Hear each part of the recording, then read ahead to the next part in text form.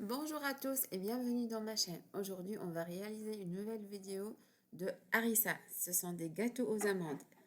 Et c'est parti! Et on va commencer par mettre les ingrédients. On va verser dans un saladier 180 g de lait.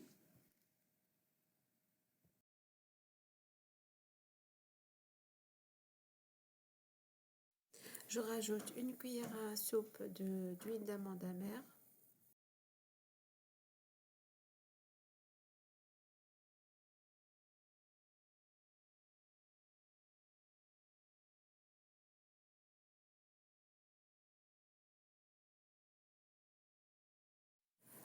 Là, je vais rajouter 100 g de beurre fondu. Je le fais passer dans le micro-ondes.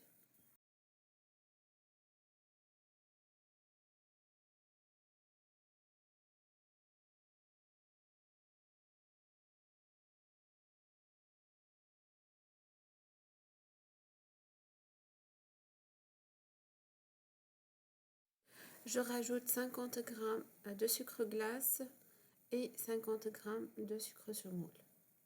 Le tout 100 g de sucre.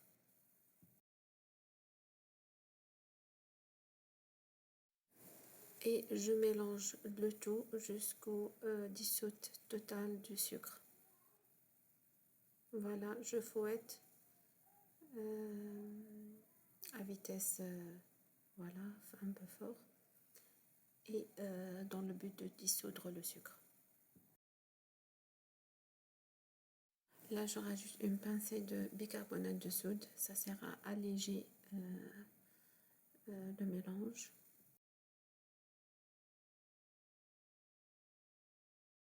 Et actuellement, je commence à rajouter les ingrédients secs. Je commence par l'amande. Là, j'ai 100 g d'amandes, notamment 100 g de poudre d'amande. Là, en termes de volume, c'est le même volume. J'ai le même récipient où je l'ai rempli, mais ça donne 100 g de poudre d'amande et 200 g de semoule fine.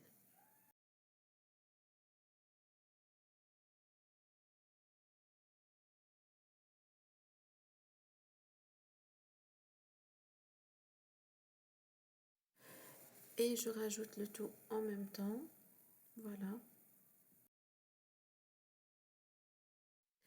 Et là, je commence à remuer et à mélanger bien cette préparation. Vraiment, il faut très bien mélanger, que tous les ingrédients soient voilà, homogènes, soient bien incorporés. Là, je remarque ou je découvre que les ingrédients secs, ils sont, voilà, le mélange il est un peu mou. Du coup, je décide de rajouter moitié de semoule, moitié de poudre d'amande. Voilà, cette étape, elle dépend du niveau d'absorption de semoule. Si elle absorbe bien, ça suffit. Si elle n'absorbe pas bien, on est obligé de rajouter de la quantité. Vraiment, c'est à vous de doser. Mais vous allez voir la texture finale, c'est ça le repère. On doit vraiment avoir la texture finale. Voilà le tout, j'ai rajouté 50 g de poudre d'amande et 50 g de semoule fine. Le tout 100 g pour la préparation et voilà la texture finale. On continue à mélanger très bien et c'est à peu près cette texture qu'on doit avoir.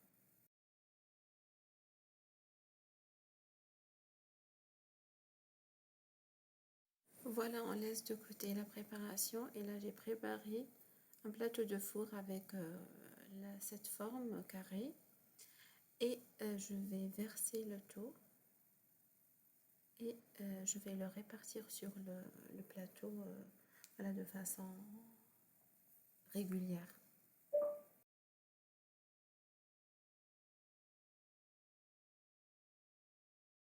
Voilà, on essaie de répartir vraiment la préparation de façon égale de toutes les parties. Comme ça, on aura un gâteau bien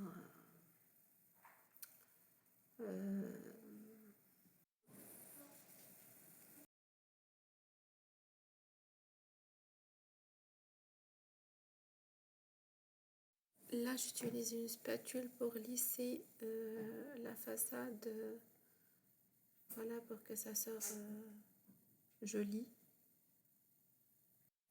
J'essaie de soigner les bords.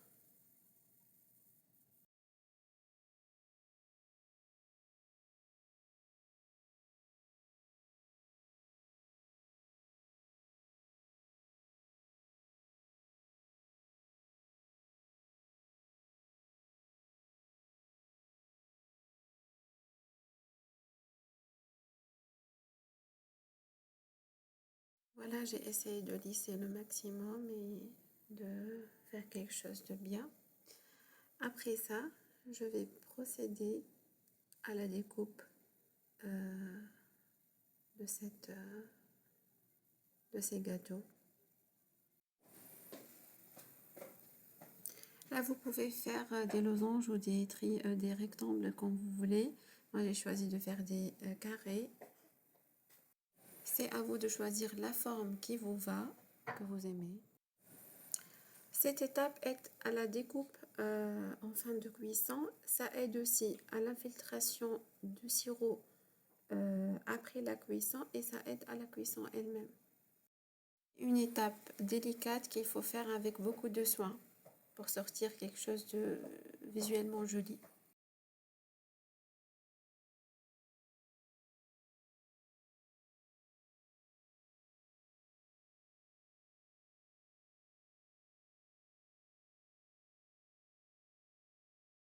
Là, j'ai terminé la découpe et j'ai préparé des amandes blanches pour décorer mon harissa. Du coup, je viens mettre dans chaque carreau une pièce d'amande. Comme ça, j'essaie de l'enfoncer dessus. Voilà.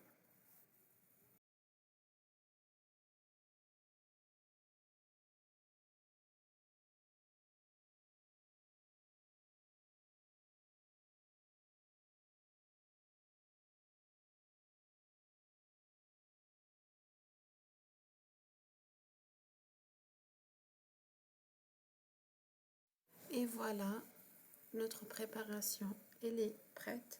Maintenant, on va la filmer et la laisser se reposer au moins 6 heures. Voilà, au moins 6 heures. On peut même la laisser une nuitée, se reposer. Au plus elle reste reposée, au plus elle va être mieux et tous les ingrédients, en fait, ce temps de repos, ça va permettre que tous les ingrédients vont être incorporés et la semoule va absorber tous les liquides qu'on a mis dans cette préparation. Du coup, voilà, on la laisse le maximum possible reposer. Voilà, pour que aussi les semoules, après la cuisson et la dégustation, on ne trouve pas ces granulés de semoule, ça va fondre après. Du coup, voilà, je vais le filmer et je vais le laisser reposer environ 6 à 8 heures pour moi. Et c'est parti.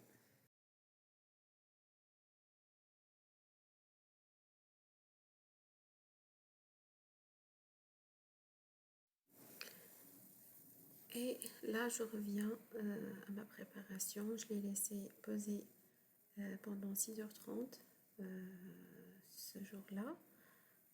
Du coup, voilà, on va procéder à la cuisson. Là, j'ai préchauffé mon four à 180 degrés et je vais la mettre pendant 45 minutes.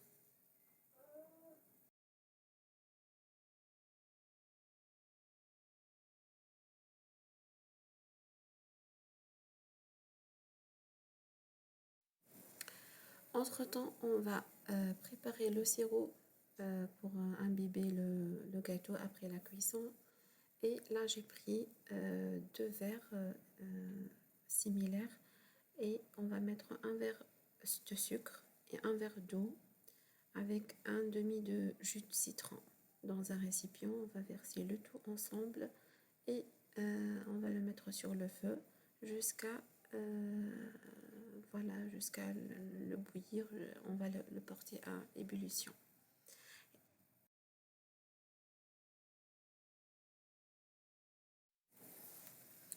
Et voilà, notre harissa, elle vient de sortir du four, elle est bien prête, elle est bien cuite. Et là, ce que j'ai fait, en fait, j'ai ressorti directement l'harissa du four et j'ai versé directement le sirop chaud au-dessus. Et là, voilà, il est tout imbibé. On essaie vraiment d'être généreux, pas trop, mais voilà le juste milieu, quoi. L'essentiel de s'assurer que tout le gâteau il est imbibé. Le sirop il est arrivé jusqu'au bas de la préparation. Voilà, j'essaie de décoller voilà, les bords pour que ça puisse arriver à toutes les parties. Voilà, toutes les parties du gâteau doivent être imbibées de sirop de cette manière-là.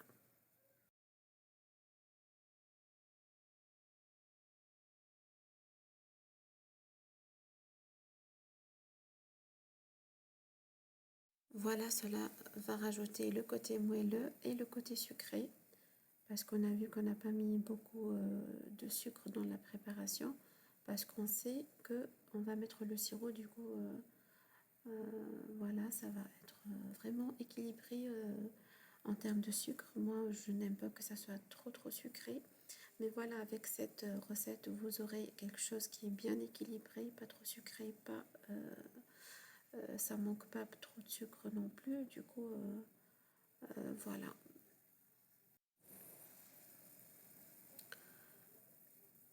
Là, j'ai démoulé carrément et on voit que le sirop il sort, il ressort des bords, mais on voit que c'est pas trop, donc ça va. Voilà, il faut vraiment bien doser le sirop pour que ça soit pas non plus trop. Là, je laisse mon gâteau se reposer un peu et absorber le sirop avant de couper complètement les morceaux. Donc voilà. Là, juste une remarque, je suis désolée pour mes amis arabes et mes proches de ne pas avoir mis la traduction en arabe. C'est parce que ce vidéo était demandé d'un ami français, du coup j'ai oublié vraiment, je suis désolée, mais voilà, c'est pas très difficile de savoir parce que nous on est habitué de faire ça, donc c'est pas très difficile de comprendre ce qui se passe, mais voilà, je suis désolée de ne pas mettre la traduction. Là, après presque 30 minutes de temps de pause avec le sirop, je vais procéder à la découpe totale. Voilà. C'est très facile. Vraiment, c'est juste suivre les lignes qu'on a déjà tracées. Du coup, voilà, c'est pour ça on a fait la découpe au début pour faciliter la découpe enfin. Et là, le résultat, vous voyez.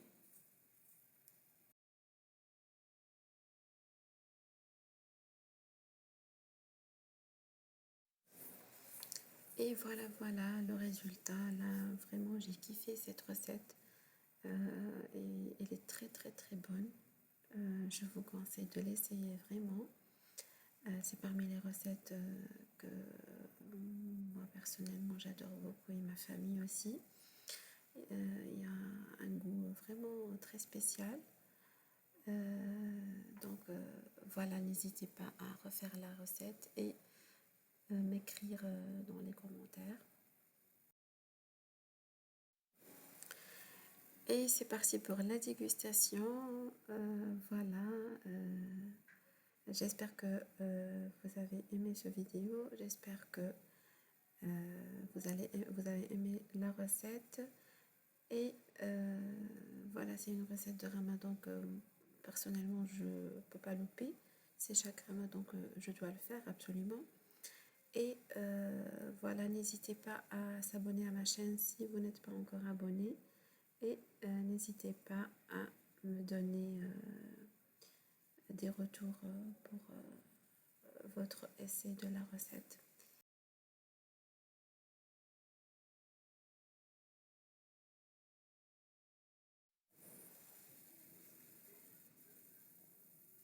Voilà, c'est vraiment trop bon. Pour les amateurs de ce gâteau, voilà, je vous dis, c'est trop bon. Et voilà, je vous laisse avec les photos de dressage pour ce gâteau. Et je vous dis au revoir dans un nouveau vidéo.